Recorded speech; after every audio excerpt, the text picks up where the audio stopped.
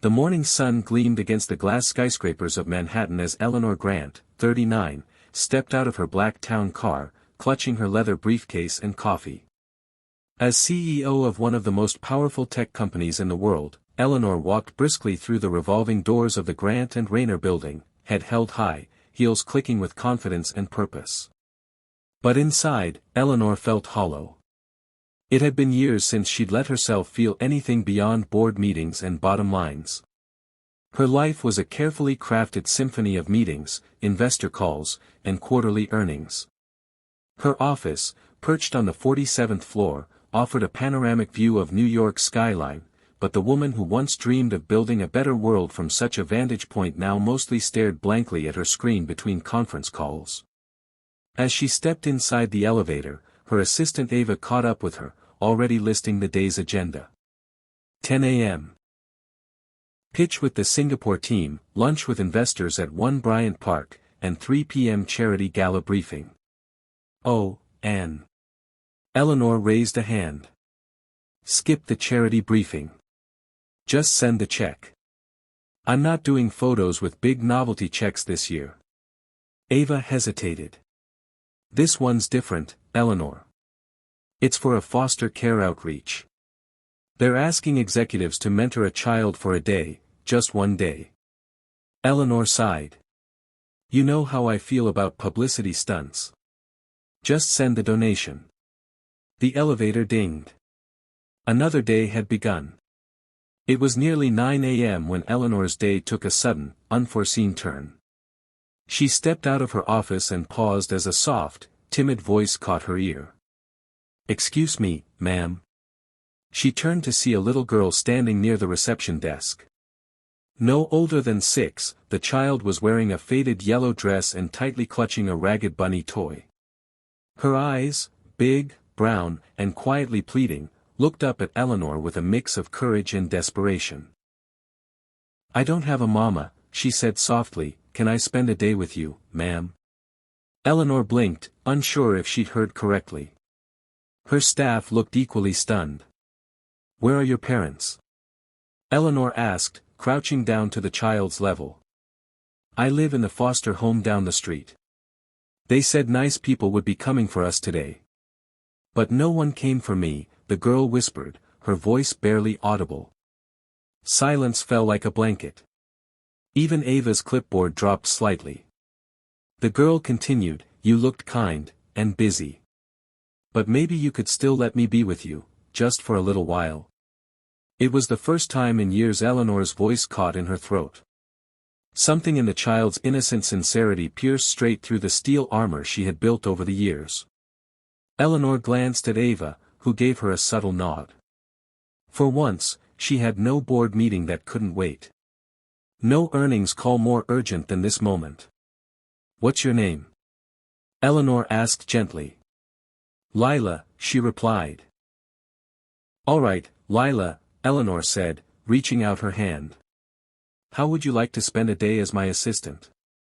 For the first time in a long while, Eleanor's office buzzed with more than the usual corporate tension.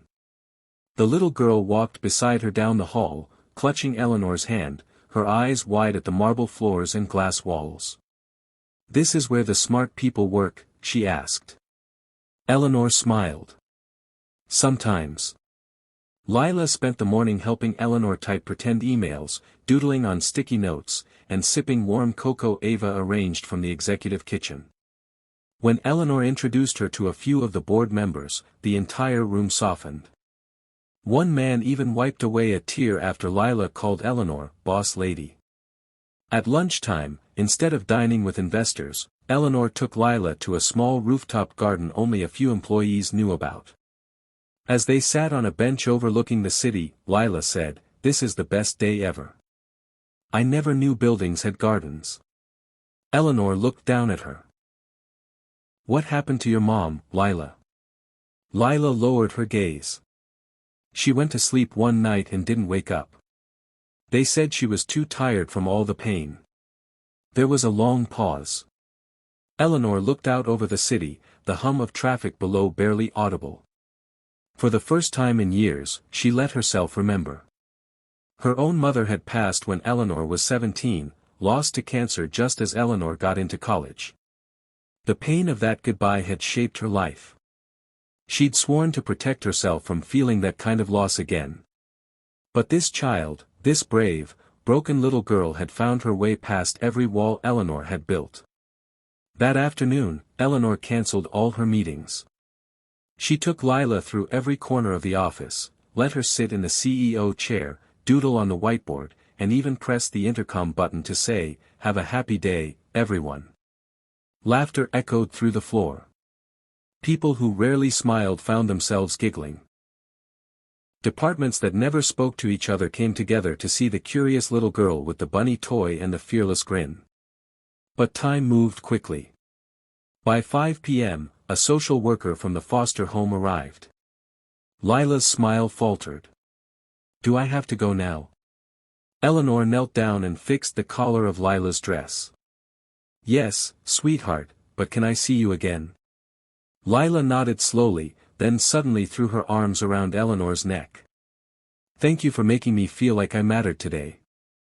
Eleanor closed her eyes and held her tight, something unspoken rising in her chest. "You do matter, Lila. More than you know." That night, Eleanor didn't go home to her penthouse apartment. Instead, she sat on her living room floor with an open laptop, scrolling through files on the foster care system. Lila had no family. No one coming for her. Just another forgotten child lost in a broken system. The next morning, Eleanor didn't show up to the office at 7 a.m. as usual. At 9:15, she walked into the same foster home on 9th Avenue. The children gathered in a small playroom lit by sun through stained windows. And there was Lila, drawing quietly in a corner. When Lila saw her, she gasped. "Ma'am."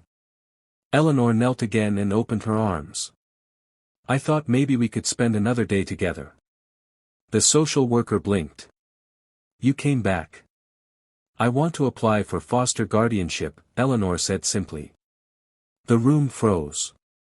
And then, quietly, Lila walked into her arms and whispered, "I knew you were my forever person." 6 months later. The world was watching when Eleanor Grant, CEO of Grant & Rayner, walked onto the stage of a major tech summit holding the hand of a little girl in a sunshine yellow dress. In her keynote speech, she didn't talk about algorithms, quarterly earnings, or investor confidence. Instead, she said, "This company was built on innovation. But today, I want to talk about humanity. About the moment when I realized that no amount of success means anything if we forget how to feel, how to care. I used to chase progress. But this little girl taught me that the greatest progress we can make is choosing to love someone when we don't have to." The audience stood in stunned silence, then erupted into applause. That evening, as Eleanor and Lila walked through Central Park, hand in hand, the little girl looked up and said, "Can I call you Mama now?" Tears welled in Eleanor's eyes. "I would love that, sweetheart." And beneath the fading orange sky, a woman who had everything found what she didn't know she was missing: family. Sometimes, it takes the smallest voice to break through the loudest silences. And sometimes, one unexpected day can change a life forever.